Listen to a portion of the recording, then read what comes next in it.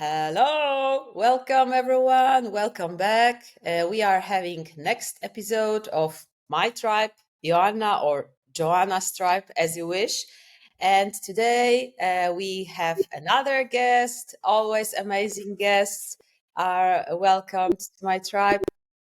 It's a pleasure. Thanks for inviting me. Good to hang out. Indeed. So one of my little secrets is that when I just simply want to talk to someone, I'm inviting them. It's a great opportunity, win-win to refresh connection or to build a new connection to build something new. Simon, maybe some of my watchers, my audience, does not know you yet. To be so kind and introduce yourself. Sure. Hi, my name is Simon Reindl. I'm a professional Scrum Trainer. I'm an Australian living in England, married to a Welsh woman. So I suppose that makes me multinational. And I started my Agile career as a software engineer, and that's where I discovered extreme programming and then Scrum. I've been freelancing since 2007. I was the first professional Scrum trainer in the UK, and I was also the steward of the Professional Scrum Master course for 3-ish years. And in that time, I ran a number of Train the Trainer events, which was awesome because I helped grow the professional Scrum Trainer community. My website is advancedproductdelivery.com. So I help individuals, teams, and organizations deliver value more effectively in a humane way. That's what I'm all about. Wow, that's a lot of great accomplishments. And I was smiling and raising my hand because guess what? When I decided to give it a try to become a professional Scrum trainer, this guy was supporting me in that process. So definitely for me, it's not a new connection. It's yet another opportunity to meet once again and to discuss something interesting together. So, Simon, I'm super excited for our today's conversation because we would love to talk about, of course, Agile, but in particular, we want to talk about Agile governance. So recently, we faced, and I'm afraid that we are still facing in some of the parts of the Europe, floods. So we have a lot of challenges, and those challenges not only require financial elements, time, commitment, but also governance and leadership has become an important topic. So my first question to start our conversation: how do you understand governance and why it is important, especially in the context of country or big organization? Well, let me approach this in a sort of roundabout way, right? First of all, as soon as you have more than 3 people doing anything, you've got politics. Mm-hmm. The more people you have, the more complex it becomes. And for it to be effective and for the net good, we need boundaries. Humans need boundaries to self-manage, to self-organize. You cannot self-manage or self-organize in a vacuum. Governance are the constraints or boundaries that help a group of humans deliver whatever it is effectively. So if we're working in finance, it's the rules to make sure you're not doing a Ponzi scheme and just stealing effectively. If we're doing energy, it's making sure that there's not environmental destruction and that all your people are safe, and that's a good thing. If we're doing pharmaceuticals, it's to make sure that our products don't harm our patients. So it doesn't matter what we're doing, there needs to be some boundaries around how we do it. And at the moment, there's a big argument because we've just had a new government come into the UK after 14 years of arguably a kleptocracy, where the ruling party effectively just gave away contracts and rorted and very naughty. Allegedly very naughty. Sorry, I have to put the word allegedly in. Now, the new government's come in and they've been accepting all sorts of gifts, like Taylor Swift tickets, which are very rare, very expensive, clothes, holidays, etc. And they're saying it's okay because everyone does it. Now, bribery is still bribery, but if we don't crack down on that, then it then becomes accepted or the status quo. And so I would assert that governance is critical so that we can maintain working together in a safe and controlled way. So I'm absolutely convinced that it is critical. However, isn't it better if we stop having this governance if it leads to things that are non-ethical? Well, it's ethics is very complex for some people because depending upon your personal situation and the circumstances, the context that you're operating in, ethics changes. Now, it is generally unethical to take someone else's life. However, if you threaten my family to the point that you threaten my family's life, it's ethically acceptable to take yours. So the context will determine your ethical boundary, right? And unless it is absolutely clear what those boundaries are, there is too much personal context and nuance where people will argue the grey area.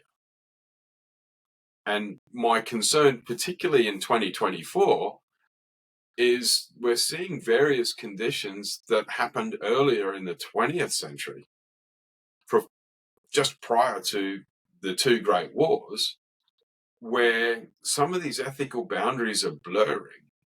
And there's some exceptionally poor behavior from global corporations, from national actors, and there's no one holding the leash, right? And I see governance of holding the leash. And I think within an agile team, sometimes there's huge pressure to just ship it, right? Just get it out there. And now, if we're talking about a color matching game, okay, no one's going to get hurt. Maybe. But if you've just spent, if you've been playing this game for years, like take Candy Crush, that thing's been around for ages, right? 15, 20 years, something like that, a long time. If all of a sudden you can't play that game and you've got thousands and thousands of levels and experience, and somebody releases a change to that code and you get reset to level 1, that's going to create some human damage, right? Because you're frustrated, you've lost the skill level, blah, blah, blah, blah, blah.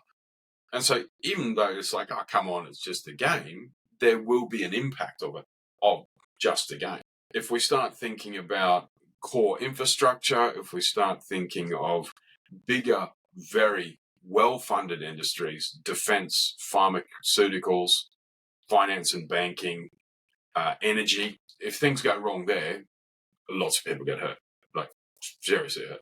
So I think it's essential. So how would you describe the best possible governance?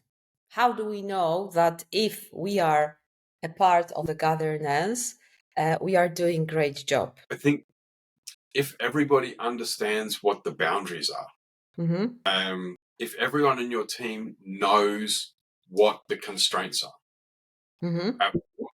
what it could be technological security, documentation, etc. So for me, being a Scrum nerd, having a very clear definition of done that means it's completed to the standards of your industry, that is the thing. Now, if you're confused, that means that you need to have a conversation with your compliance and governance people. I've found it absolutely liberating when I've called in procurement, legal, risk, and governance at the start of, doing a story mapping session or something at the very start of a product, just tapping up somebody from those departments. Could you come and we're about to do something. Could you come and make sure that we're going to do things that aren't going to cause us problems later on? I've also been at an organization, it was a financial institution, third-party contractor who was working with them had spent, I don't know, a year and a half building a product, probably invested millions of pounds, and a couple of weeks before it went live, it got killed because they hadn't thought about a small piece of legislation. Everybody in Europe will know this piece of legislation. It's called GDPR, the General Data Protection Regulations. When they built the product, they were storing the data in America. Couldn't go live. So to protect the customers, they had to kill the product. Now, okay, they're a very large organization and they could write that off, but that's millions of pounds. They could have done something far more useful. And I remember the sense of frustration and resignation from the people within the organization who'd worked on it. Consultants didn't really care because they got paid anyway and it was a nice, interesting project. And, whoopsie, we still got paid. Whereas the people who had worked on it were so frustrated that thing didn't get live. So there's a personal damage to it as well. Luckily they caught it before it went live, but I'm sure people can think of stories where products were stopped. Yeah, indeed. So let me try to summarize and paraphrase. So governance, it's about creating right constraints. And thanks to those constraints, we can self-manage, self-organize, and make the best possible decisions to deliver value, to create a valuable product, right? Perfect. Yeah. So now another important word from Scrumish vocabulary is like ringing the bell, transparency. Can we say that governance has a lot to do with transparency? I think it is a critical aspect of transparency. Now, transparency is not a naive term. Now, transparency means that people understand what they're being presented with. So if you give people some legal legislation, and the UK is a fascinating country to work in because we don't have a constitution in the UK. Weird, because all the countries that it colonized and spawned off and have become, they have constitutions, but the UK doesn't. The closest thing that the UK has to a constitution is the Magna Carta. And so if you go to the courts in the UK, you can argue back to a medieval document. Like sometimes there've been decisions going back to this document that was written, 11th century. So sometimes you might need legal advice. And that means you need to get a lawyer. Why? Because they've studied this thing. They know it in depth. They have read and understood the boundary very clearly. Similarly with procurement, specialist industries, working in defense, you might need to know about the Geneva Convention or other things. So having that open conversation so that your team knows what boundaries it needs to be in is absolutely key. And that's transparency.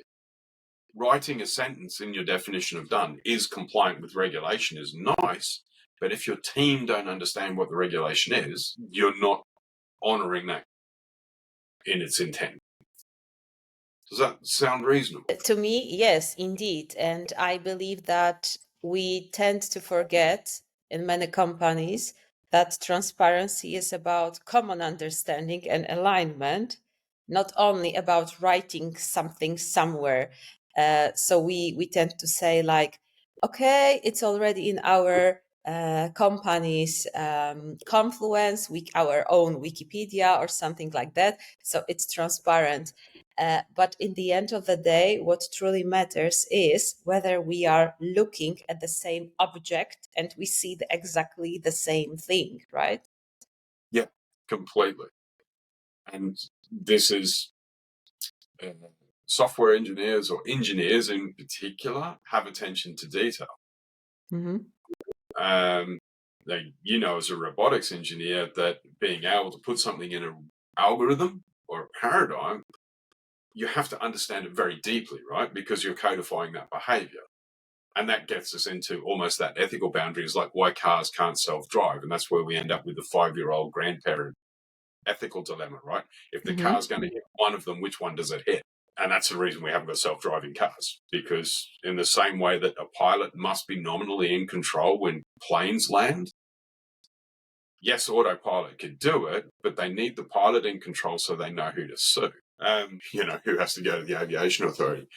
So when we're thinking about that transparency and the boundary, having the reason for that understood and executable is really key. I think I went off on a tangent there. I'm not sure I answered your question. Well, you do answer my questions. I have another one, a follow-up.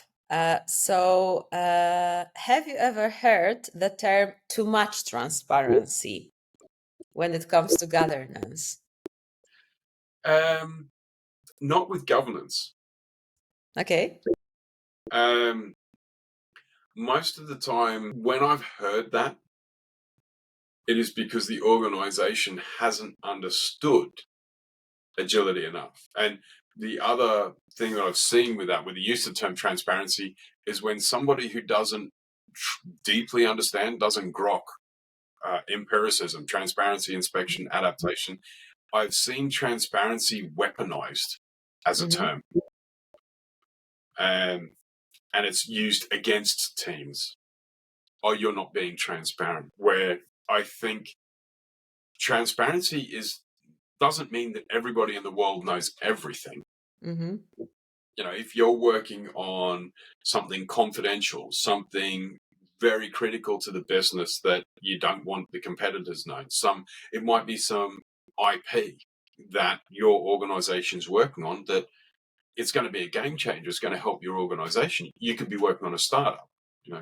A mutual colleague of ours, Eric Weber, was working on a medical startup that what they're working on, it's revolutionary. Now they've sold out now and they've worked on it for so long, but they couldn't let that information get outside that group. That's the reason we have contracts. And that leads me towards lean agile procurement and the need for appropriate control structures when we work together. We need NDAs. We need master service agreements. We need boundaries to say, like, if you work with me and we have a discussion, that is not public. You may not use any information from when you work with me to go and build a competing organization. That seems reasonable, right? How can you have too much transparency around that governance protocol? Now, you could have too much transparency, oversharing beyond that. You think about it, that you and your partner might have complete transparency about what's going on in life, but I don't need to know that level of detail about your life to work with you. That's where I've seen over transparency, where people are unable to find the boundary of how much they share with their colleagues, and that blurring of the work boundary and the product focus. So they're the two times I've seen too much transparency used, or over transparency. The first one is people blurring their personal and work boundaries, and the second one is people using transparency with the wrong intent or a misunderstanding, to be kind, instead of thinking about having that information out there so that we can inspect and adapt and iterate towards more value. I like those examples very much, and I would love to share my perspective too. Please. And when I think about it deeper, I believe I wouldn't call it too much transparency, but transparency may be misunderstood or expressed in an incorrect way. So I've seen situations when we share some information in the way that is creating the opposite effect. So instead of making it clear for everyone where we are in our path, and in some of the cases, it's not a comfortable position. Yep. So instead of making it clear and understood, we convey a message filled with fear. I sometimes call it in a very non-elegant way, like we start the river of shit, and this river of shit is not helping us make the best possible decisions, because we are no longer driven by improvement and how to find a way.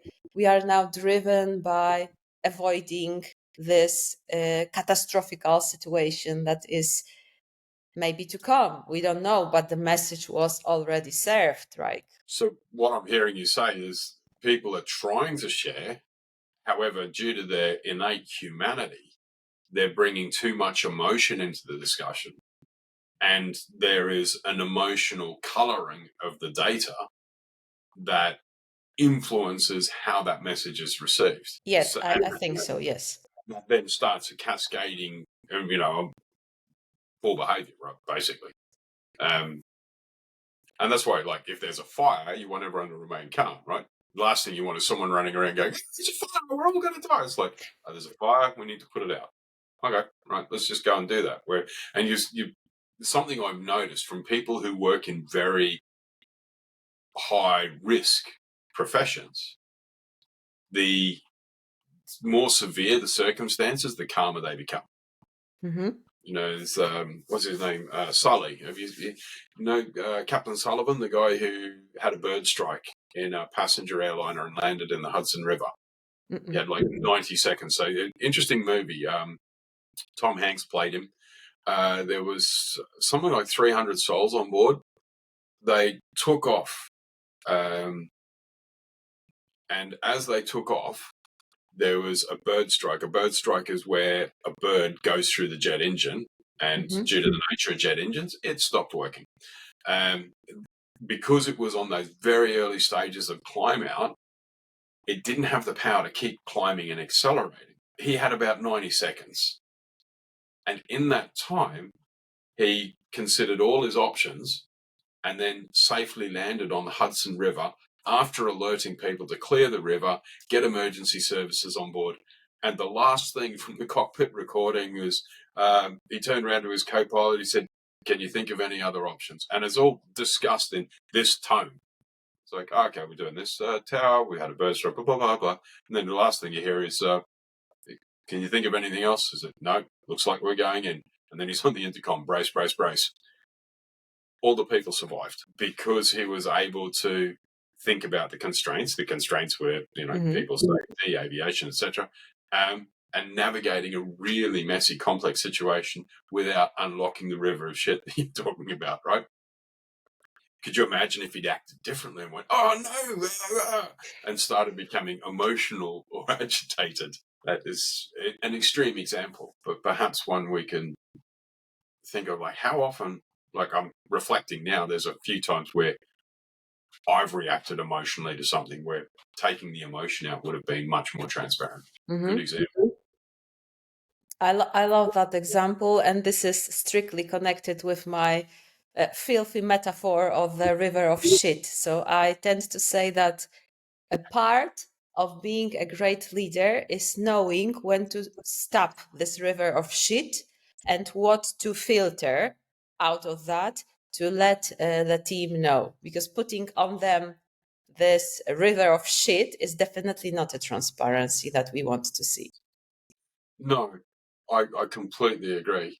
And one of the things that we do when we're really effective Scrum Masters is we offer that umbrella for the organizational noise. Mm-hmm.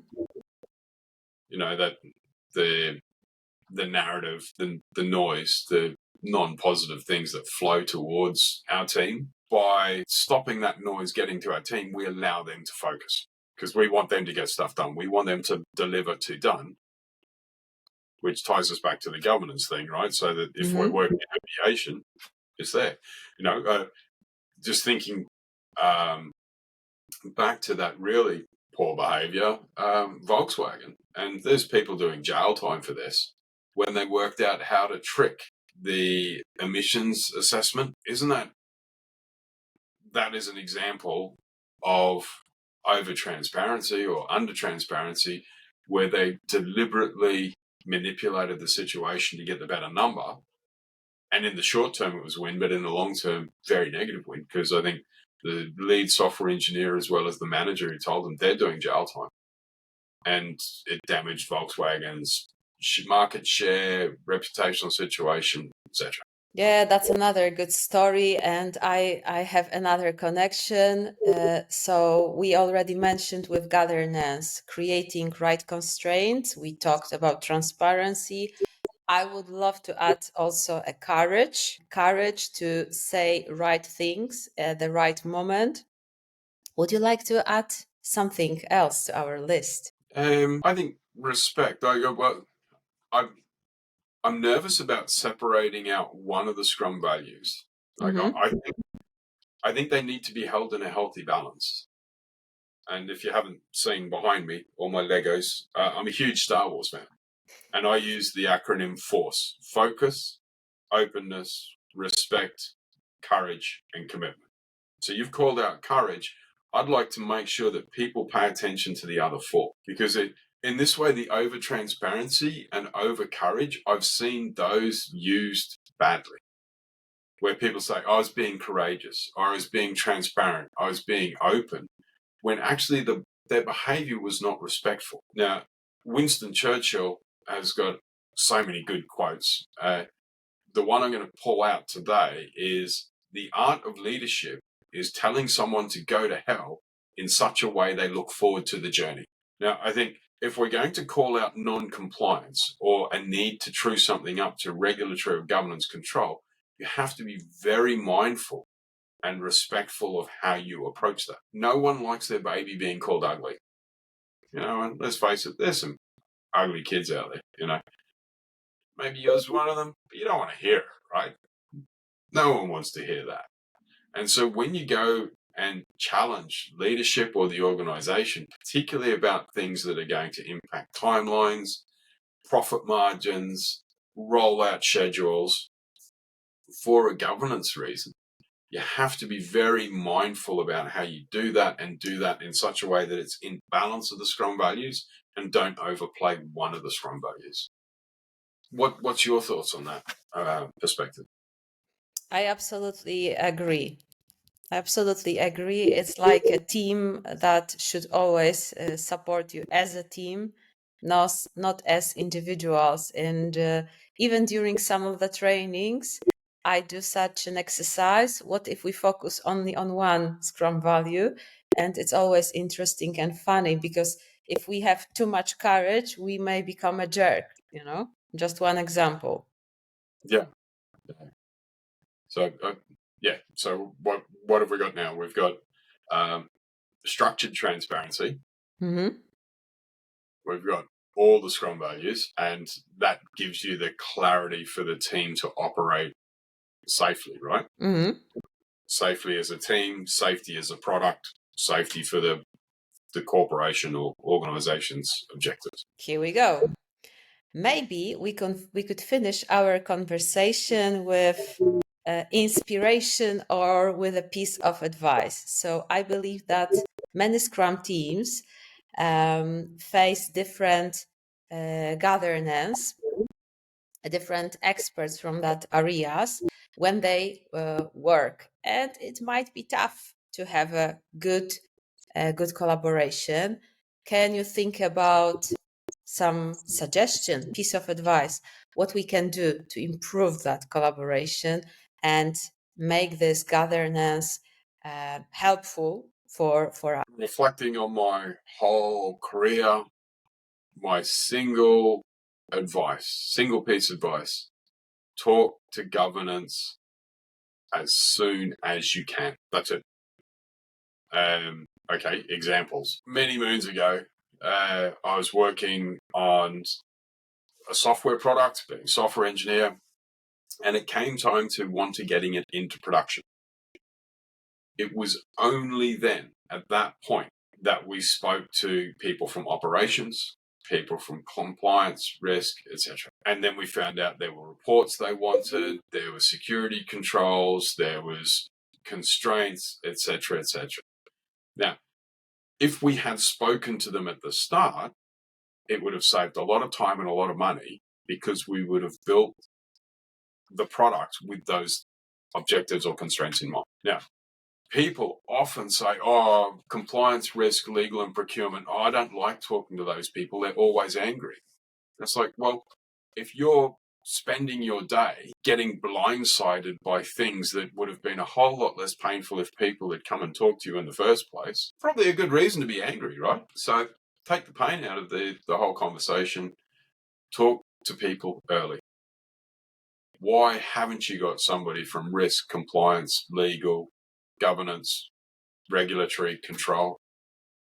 Get externals. Like if it's an external board, get them in. Have a discussion with them and make sure that you're managing that situation as early as possible. That's my best advice that I can offer. Thank you. Thank you so much. I would love to add my own piece of advice on the top of that. So we already know, talk early, and I would say bring openness and curiosity to that conversation. In my experience, if we try to forget about all those assumptions, this bias that we might be carrying with us, those bad experiences from the past, and if we just come, okay, what they are gonna to tell me, how will it help me, how I can help them. With that approach, I always ended up with a very good relationship, professional relationship, that was very valuable to both parties, to all of us, actually. So it's wonderful. So when you're establishing this early relationship, use your Scrum values, be open and curious. I think that's wonderful. And that's one of the best things we can do as Scrum Masters and Agile coaches is model this curiosity with positive intent, right? Mm-hmm. The more we do that, the more effective we'll be at helping our teams, I'd argue. And with that, it's time to say goodbye. Thank you very much, Simon, for that conversation. I hope it brought a new perspective for my audience, and they will have a lot of food for thought, how they can become better teams, how to become a better Scrum Master, Agile coach. And before we say final goodbyes, we need to choose hashtag for our conversation. So do you have any ideas what it could be? I like an obvious naming convention, so why not hashtag Agile Governance? Sounds good to me. Sounds good to me. So if you want to support us, if you want to share our conversations, please use hashtag Agile Governance. And now finally with that, thank you once again, Simon. It was a pleasure to have you here, and I hope to see you in the future. Thanks, Joanna. Thanks for inviting me. Thank you. Thank you, everyone. See you in the next episode.